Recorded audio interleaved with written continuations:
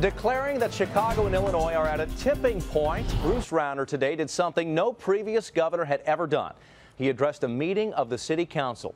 He warned there would be no, quote, bailout, but did promise action.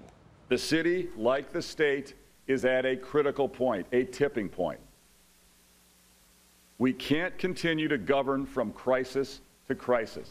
But with the city's credit rating on the verge of junk status, and with officials looking desperately to Springfield for help, Rauner has unprecedented leverage. For Chicago to get what it wants, Illinois must get what it needs. All right, political editor Mike Flannery, you saw a lot of read between the lines moments as you watched the governor and the mayor today. So what's going on? Well, I think, Jeff, it's possible to see the outline of what Rauner and Emanuel hope will be done this year. Now, they don't have the power to do it by themselves by any means. The headline for taxpayers when this is all done is likely to include some bad news. Property taxes are clearly going up in Chicago and likely in most suburbs, too. The city and the state's sales tax may be expanded and hit services that are now untaxed. And that welcome 25% state income tax cut we all got last January, worth about 2.5 days of pay, well, the state may take some of it back. In exchange, Rauner wants major pro-business reforms. The mayor today was warming up to a proposal to cut the cost of workers' compensation. The city of Chicago spends about $100 million a year on workers' comp.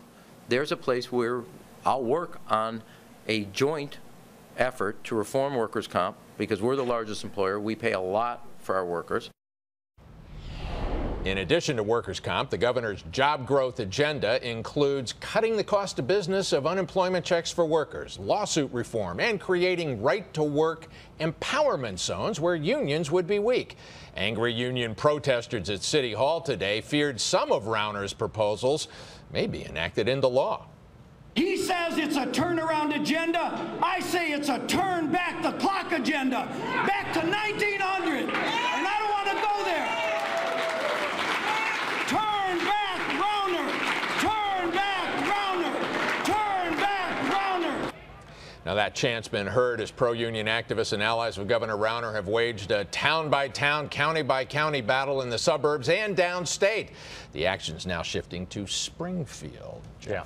Speaking of that, as Governor Rauner was here today, they were taking a vote down in Springfield. Yeah, the Democratic supermajority in the Illinois House had a little slap for the governor. They voted down his proposed cuts to human services and $1.5 billion in cuts to Medicaid. Rauner did not want the House to vote. He actually hadn't even introduced the bill, Jeff. It was House Speaker Mike Madigan who took the governor's budget and put it into bill form so that his Democratic supermajority could kill it. There you go. All right. Just ahead, he went to